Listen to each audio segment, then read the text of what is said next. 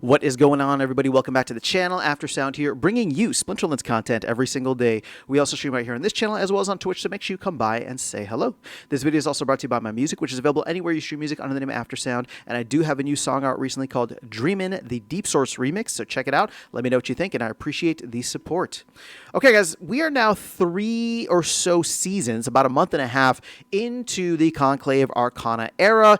And I wanted to take a look at how that has changed the nature of battles by format. So I'm not looking at survival mode here. I'm just looking at modern versus wild because we know there are quite a few players that came in with the Chaos Legion era and probably have mostly Chaos Legion cards. I am one of them, and I know that I'm not the only one. So when you go back here, I'm looking at this on the 3-month now, right? And you can see that there was a significant period of time that we actually had modern battles either more or just at the same level as wild format. And so this is all pre-Conclave Arcana. So this is going back to like March or so. And I wonder if I was to go back to 6 months, what this would look like. Because there was definitely a flippening that happened at a certain point.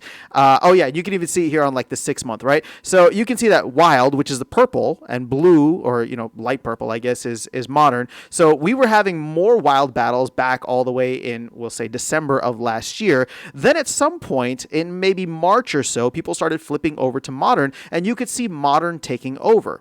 So at a certain point, or after that happened, and of course, once we had the switch in Conclave Arcana coming in and rotating out Chaos Legion into wild format, and then of course this spike here in the wild format battles was the simple fact that there was no wild season pass for that first season, and then things kind of normalized out. But now that they have normalized out, what we're seeing is that wild format is once again very clearly ahead of modern battles. Now, modern battles have fell off a significant amount. I mean, if we just look at this on the we're just looking at this on the modern side here, right, on the 3 months.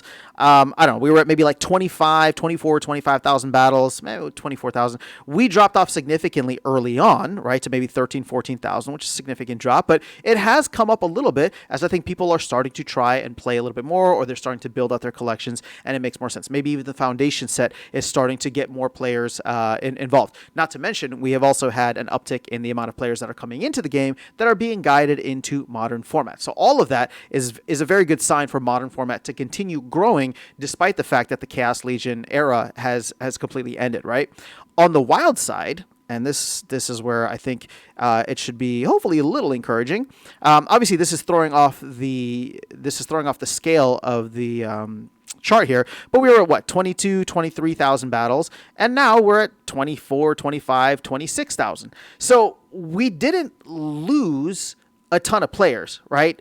Now, you're going to look at this and say, well, we lost a ton of players that were playing in Modern and are no longer playing in Modern, so I guess you're right in that sense. But it's not like anybody who was playing in Wild is completely gone. In fact, we have seen a slight uptick in the amount of Wild battles. Again, it's hard for me to look at the averages here. We were at 21, 22, 23, right? And now we're in the 24, 25, 26,000 range, which, again, in all may not seem like a lot, but that's what, at least like a 15, maybe almost 20% increase on certain days. So it's not an insignificant amount. I think there are quite a few people who stopped playing Modern. I mean, I was one of them. I was playing in Modern as much as I could until everything changed, and then I switched over to Wild and just play Modern battles whenever I can just to test it out. But wherever I'm going to use my energy, it's most likely going to be Modern, just because I can climb the ranks much higher and gain much more glint, if not SPS, but glint in the long run. So I just want to share that with you guys, because now that we've seen things somewhat normalize out, we're in this kind of little lull period where the hype and excitement of the Conclave Arcana launch has died down. We're in the grind of it now, right? Where it's just like, okay, like we're going to have Conclave Arcana for the next, I don't know, 16, 17 months, right? While this set is the main one that's out and available. At least until March, it's going to be on the shelves, unless, of course, it sells out earlier. But the fact that we're in this era now and still showing a solid amount of people playing in both Wild and an increasing amount in Modern, despite the shift over, I think is a very good sign. So obviously we'll be tracking these metrics as we go along to see if they improve, if they worsen, and obviously there's hopefully going to be an alt season at some point. Right?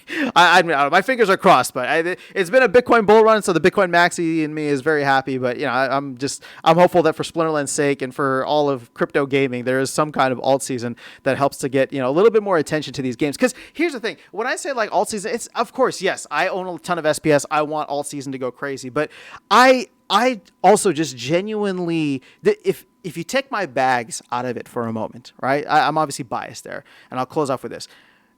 I just think about the amount of people that still play this game today, like myself, right, who've been playing it consistently for the last couple of years, have built a solid community here that continues to grow and deepen its bonds. I think about the team that has continued to deliver cooler and cooler experiences and just add more flavor and flair to the game.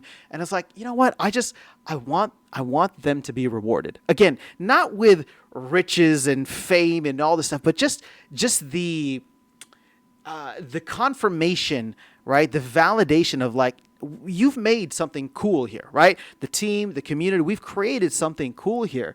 And it would be awesome if an alt season bull run could bring people in and actually see what this is, because it's really hard to do marketing for a crypto game when crypto prices are where they're at, right? And so it's like, okay, well, you're already competing with a bunch of Web 2 games that have way more money and are on a completely different level in terms of gameplay and style and what they do and budgets. So it's like, if we could get that just from a simple marketing perspective, just to show people the cool game. And I know a lot of people are going to come for the wrong reasons, but I also know that a significant amount are going to stay for the right ones, because I was one of them, and there's a lot of other people that I know that are still in Splinterlands who are one of them as well. So that's all I have for you guys in this video. Let me know your thoughts in the comments below. Otherwise, I will catch you all in the next one and see you around the game. Take care.